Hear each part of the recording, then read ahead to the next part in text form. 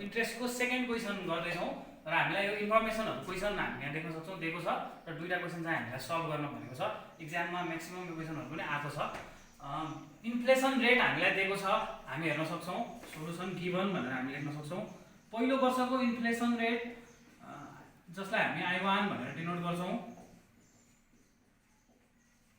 पहिलो वर्षको interest rate 6% छ र त्यसपछि will increase at the rate 1% पर एट द रेट भनिसकेपछि 1% को दरले चाहिँ आगामी दिनहरूमा चाहिँ इन्ट्रेस्टहरू बढिरहन्छ भनेर हामीलाई क्वेसनले भनेको छ। भनेपछि I2 कति हुन्छ भने 6% प्लस 1% गर्दाखेरि चाहिँ हाम्रो 7% हुन्छ र I3 अब दोस्रो वर्षबाट तेस्रो वर्षमा फेरि 1% बढ्ने हो। दोस्रो वर्षमा 7% छ भने अब तेस्रो वर्षमा जानलाई फेरि 1% गरेर 8% हुन्छ र I4 तपाईको 8% प्लस 1% गर्दाखेरि 9% हुन्छ र 4 वर्ष लगातार भनेको छ 1 2 3 वर्ष भयो र पाँचौं वर्ष पनि हाम्रो चाहिँ 1% ले नै बढेको छ। हामीलाई क्वेसनमा यो कुरा दिएको छ 10% भनेर हामीलाई दिएको छ र अनि त्यसपछि 4 years and from the 6 year हैन छैठौं वर्षदेखि कन्स्ट्यान्टली 8% मात्रै रहन्छ। यो I6 तपाईको चाहिँ 8% हुन्छ र हामीलाई I10 I9 अब जतिऔं वर्षमा प्रवेश गरे पनि अब चाहिँ 8% भन्दा चाहिँ इन्ट्रेस्ट रेट बढ्दैन भनेर हामीलाई क्वेसनले दिएको छ। त्यसपछि गएर default risk premium for this year 1% and remain constant. Default risk premium चाहिँ हाम्रो 1% छ र यो चाहिँ सधैँ कन्स्ट्यान्ट रहन्छ भनेको छ। पहिलो वर्ष दोस्रो वर्ष जति वर्षको हामीले हिसाब निकाले पनि यो चाहिँ 1% नै रहन्छ। अर्को छ maturity risk for this year 0.2% and will increase by 0.2% पर इयर। पहिलो वर्षको चाहिँ म्याच्युरिटी प्रिमियम रिस्क चाहिँ 2% छ र त्यसपछि प्रत्येक वर्ष 2% को दरले चाहिँ यो बढ्छ भनेर हामीलाई दिएको छ। अहिले हिसाब गर्दाखेरि चाहिँ हामी त्यो हेरौँला र रियल रिस्क फ्री रेट अनि रियल रिस्क फ्री रेट चाहिँ हाम्रो 2% छ र यो पनि कन्स्ट्यान्ट रहन्छ।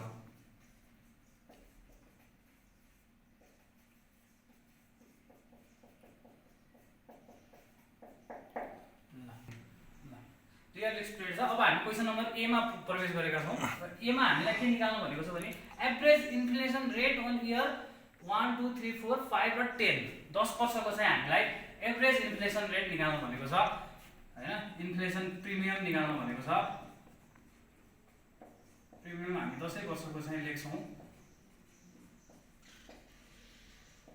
पहिलो वर्षको लागि हामीले चाहिँ I1 अपन 1 नै भएको भएर 6%। हामीले यो भन्दा अघिल्लो क्वेसनमा पनि एभरेज इन्फ्लेसन कसरी निकाल्ने भनेर हेरेका छौं र अब दोस्रो वर्षको लागि पनि हामीलाई क्वेसनले निकाल्न भनेको छ। दोस्रो वर्षको लागि हामी I1 प्लस I2 अपन 2 गर्छौं हैन। त्यसपछि गएर यो चाहिँ आउँछ तपाईको हाम्रो पहिलो वर्षको 6% छ र दोस्रो वर्षको 7% छ अपन 2 गर्दाखेरि चाहिँ 6.5% आउँछ। त्यसपछि गएर हामी IP3 पनि निकाल्छौं। IP3 निकाल्नको लागि हामी I1 plus I2 plus I3 गर्छौं अपन 3 र I1 हामीसँग 6% छ, I2 हामीसँग 7% छ र I3 हामीसँग 8% छ। यसलाई 3 ले डिवाइड गर्छौं एभरेज निकाल्दाखेरि र यसको आन्सर आउँछ 7% हैन। अब हामी चाहिँ फेरि I4 पनि निकाल्छौं। I4 पनि निकाल्नु भनेको छ I1 plus I2 plus I3 plus I4 हामी निकाल्छौं। I1 plus I2 plus I3 plus I4 हामी निकाल्छौं। यसलाई अपन 4 गर्छौं र हामीसँग 6% छ, हामीसँग 7% छ, हामीसँग I3 8% छ र हामीसँग I4 9% छ अपन 4 गर्दाखेरि चाहिँ हाम्रो आन्सर आउँछ। यो क्याल्कुलेसन गरेर हामी निकाल्न सक्छौं। यसको आन्सर आउँछ 7.5%। यो I4 निस्क्यो र हामीलाई I5 पनि निकाल्न छ। हामी I5 पनि निकाल्छौं। I5 को लागि पनि सेम अहिलेको फर्मुला युज गरेर I2 प्लस I5 सम्म हामी जान्छौं। I5 सम्म हामी गइसकेपछि यसलाई अपन 5 गर्छौं र हामीसँग I1 6% छ, I2 7% छ, I3 8% छ, I4 9% छ र I5 हामीसँग 10% छ।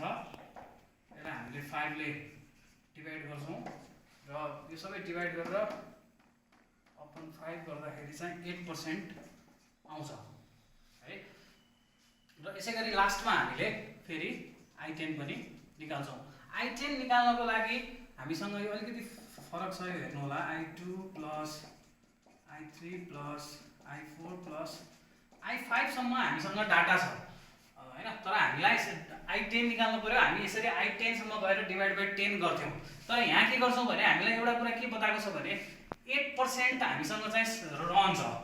8% रहनुको मतलब के हो भने I6 I7 I8 I9 र I10 यो 5 वर्ष हाम्रो इन्ट्रेस्ट रेट 8% मात्रै रहन्छ भनेपछि हामीले डाइरेक्ट 8% लाई 5 ले मल्टिप्लाई गरिदिन सक्छौँ अपन 10। किन डाइरेक्ट 5 ले मल्टिप्लाई गर्यौं भने 8 प्लस 8 प्लस 8 प्लस 8 भनेर 5 चोटी जोड्नु र 8% लाई एकैचोटी 5 ले मल्टिप्लाई गर्ने कुरा एउटै कुरा हो। र यो हामी निकाल्छौँ 6% प्लस 7% प्लस 8% प्लस 9% प्लस 10% 8 5 जा प्लस 40% अपन 5 अपन 10 र हामी देख्न सक्छौँ यो सबै क्याल्कुलेट गर्दाखेरि 80 आउँछ। 80% अपन 10 गर्दाखेरि चाहिँ हामी 8%। I5 र I10 को भ्यालु एउटै छ। यसरी हामीले क्वेशन नम्बर ए चाहिँ सल्भ गर्यौं। हामीले धेरै केही नयाँ गरेका छैनौं। हामीलाई इन्फर्मेसन दिएको छ, इन्फर्मेसन लेखेका छौं र हामीसँग इन्फ्लेसन प्रिमियमको फर्मुला छ। त्यो फर्मुला अन्तर्गत हामीले प्रत्येक क्वेशनमा चाहिँ फर्मुला अनुसार राखेका छौं। हामीले दिएको डाटाहरु चाहिँ त्यहाँ पुट गरेका छौं, क्याल्कुलेसन गरेका छौं र एन्सर निकालेका छौं, जुन हामीले क्वेशन नम्बर 1 मा पनि गरेका थियौं र त्यही हिसाबले चाहिँ क्वेशन नम्बर ए चाहिँ सल्भ भएको छ। र हामी अब क्वेशन नम्बर बी पनि गर्छौं।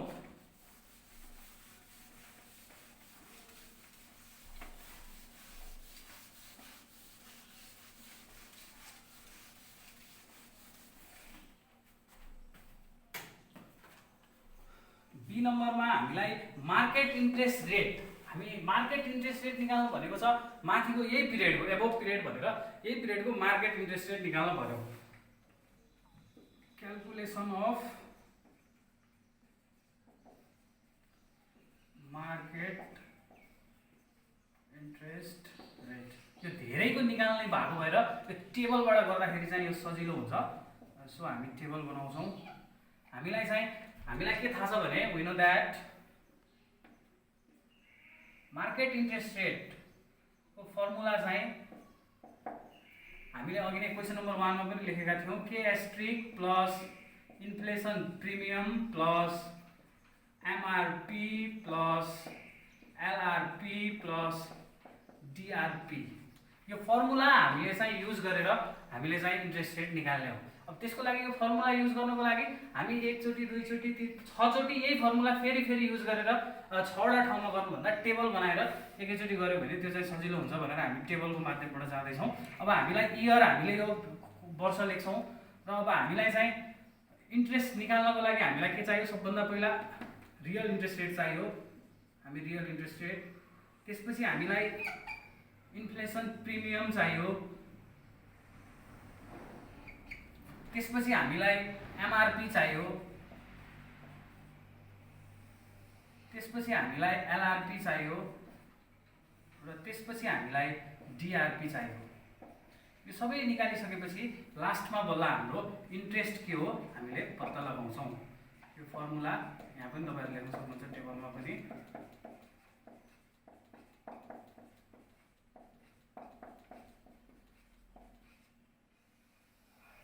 यसरी हामी चाहिँ गर्न सक्छौं।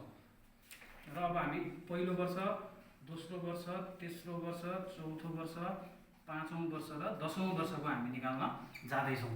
एस्ट्रिक हाम्रो यहाँ तपाईले रियल रिस्क फ्री रेट के भन्नु छ 2% भनेको छ हैन, र रिमेन कन्स्ट्यान्ट भनेको यो प्रत्येक वर्ष यो 2% हुन्छ। कन्स्ट्यान्ट भनेको यसमा कुनै पनि परिवर्तन आउँदैन भनेको प्रत्येक वर्ष हाम्रो रियल रिस्क फ्री रेट कति छ 2% छ। हामी 2% लेख्छौं।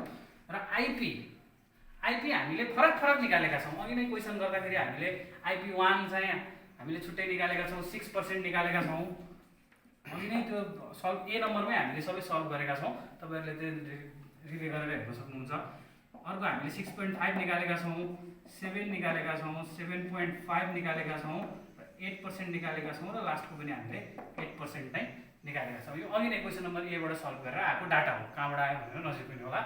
र त्यसपछि म्याच्युरिटी रिस्क पहिलो वर्षको लागि 0.2% भनेको छ र त्यसपछि विल इन्क्रिज बाई 0.2% भनेपछि पहिलोचोटि 0.2%, त्यसपछि 0.2% को दरले बढिरहन्छ भन्न खोजेको छ।